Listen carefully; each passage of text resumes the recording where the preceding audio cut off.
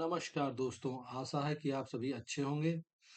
आज जो है एक महत्वपूर्ण बिंदु एनआईए के द्वारा जो एक टेरर प्लॉट हुआ रहा था, उसमें 6 यूक्रेनियन नागरिक और एक यूएस सिटीजन को अरेस्ट किया गया है। ये एलिज्ड है involvement in terror conspiracy investigated by the national investigating agency के द्वारा। आज इसी में बहुत कुछ जानने के लिए है हमारे पास कि इसमें क्या-क्या डेवलपमेंट हुए। भारत की आंतरिक सुरक्षा एजेंसियों द्वारा समय-समय पर खतरों को उजागर करती रहती है। उन्हीं में से राष्ट्रीय जांच एजेंसी द्वारा 6 यूक्रेनियन नागरिक और 1 अमेरिकी नागरिक को गिरफ्तार किया गया है। ये आप देख सकते हैं कि पेपर की कटिंग है जिसमें लिखा हुआ है कि 6 यूक्रेनियन नागरिक और 1 अमेरिकी नागरिक को अरेस्ट किया गया है दिल्ली और लखनऊ एयरपोर्ट से। रिपोर्ट्स के मुताबिक एनआईए ने एक विशेष ऑपरेशन दौरान इन विदेशी नागरिकों को गिरफ्तार किया गया है। जांच में सामने आया है कि ये लोग भारत में आतंकी गतिविधियों को अंजाम देने के लिए योजना बना रहे थे। हालांकि आधिकारिक रूप से अभी सभी विवरण सार्वजनिक नहीं हुए हैं, बल्कि ये एक ट्रांजिट हब के रूप में उपयोग कर रहे थे भारत को, जिसके जो फर्दर इन्वेस्टिगेशन में पता चलेगा कि आगे ये क्या करना चाह रहे थे। Planning terror activities in India links with Myanmar based militant group illegal cross border.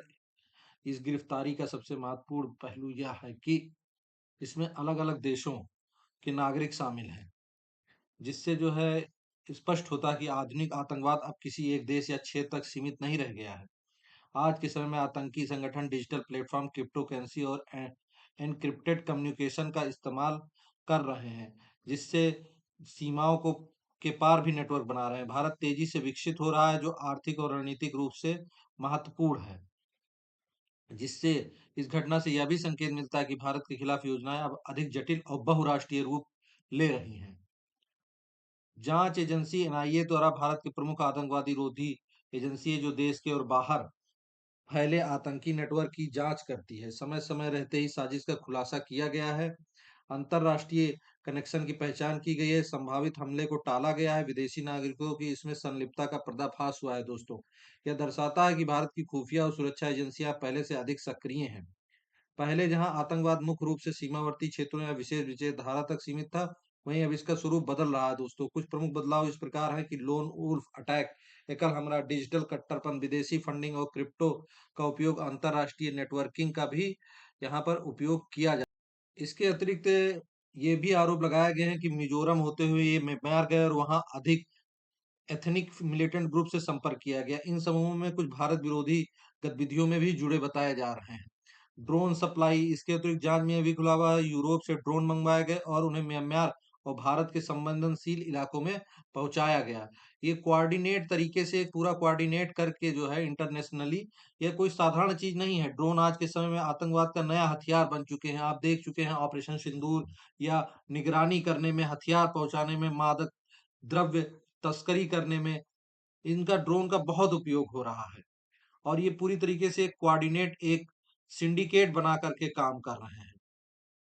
इसके अतिरिक्त जो है इन पर एक्शन जो लिया गया है, ये UAPA unlawful activities prevention act section 18 के तहत लिया गया है।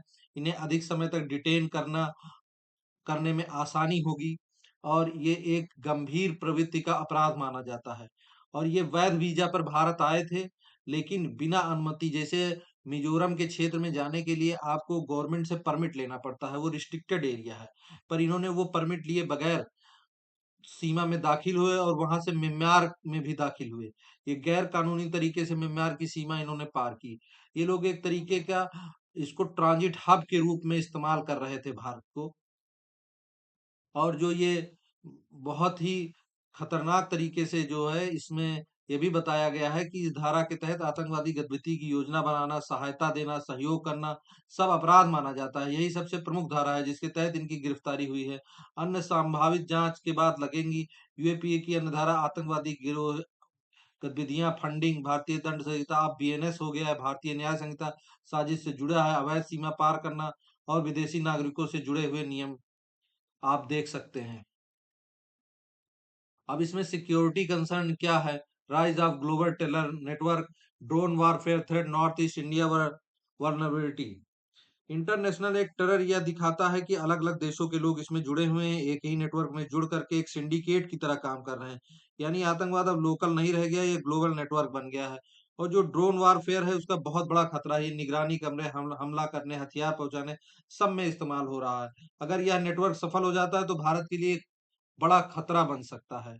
इसलिए इसको तोड़ना बहुत ज़रूरी है। और भारत का जो नॉर्थ ईस्ट एरिया है वहाँ पर अलग-अलग इंसर्जेंट ग्रुप शामिल हैं। इस केस का कनेक्शन मिजोरम, म्यांमार सीमा और नॉर्थ ईस्ट के उग्रवादी समूहों से भी जुड़ा हुआ है। आप देख सकते हैं ये नॉर्थ ईस्ट जो है मिजोरम, यहाँ से आसानी से म्यांमार में पार कर सकते हैं। ये बहुत ही पोरस बॉर्डर होता है, इसलिए यहाँ से पार कर लेना बहुत ही आसान होता है और यहाँ पर बहुत सारे लोग आवाजाही इधर भी रहते हैं, उधर शादी-ब्याह का भी रिश्ता रहता है। यह क्षेत्र पहले से ही संवेदनशील और साजिश और खतरनाक माना जा रहा है दोस्तों।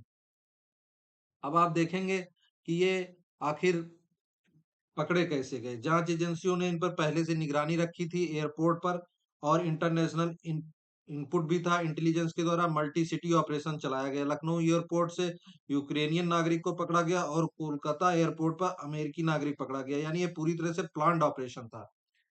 अब देखते हैं कि इंटरनेशनल रिएक्शंस क्या रहा है दोस्तों। अमेरिका ने कहा है कि उन्हें मामले की जानकारी है, लेकिन नागरिकों के मामलों पर सार्वजनिक टिप्पणी नहीं करेंगे। यूक्रेन ने भारत से अपना विरोध दर्ज कराया है और अपने नागरिकों की तुरंत रिहाई मांगी है। इससे अब ये मामला डिप्लोमेटिक सेंसिटिव हो गया है, कूटनीतिक तरीके से हल किया जाएगा। अब भारत के लिए क्या खतरा था? भारत पहले से ही आतंकी साजिशें बहुत सारी होती रहती हैं। पहले भी आप देखते रहे हैं कि पाकिस्तान के द्वारा बहुत सारे बम विस्फोट भारत में किए जा रहे हैं। पहलगाम अटैक किया गया और भी बहुत सारे अटैक किए जाते रहे हैं, लेकिन ये अपने तरीके का नया मामला है। अगर ये साजिश सफल होती तो आतंकी हमले हो सकते थे, ड्रोन के ज़रिए हमला या सप्लाई हो सकता था। नॉर्थ ईस्ट को अस्थिर किया जा सकता था। अंतर्राष्ट्रीय स्तर पर भारत को सुरक्षा को चुनौती मिलती।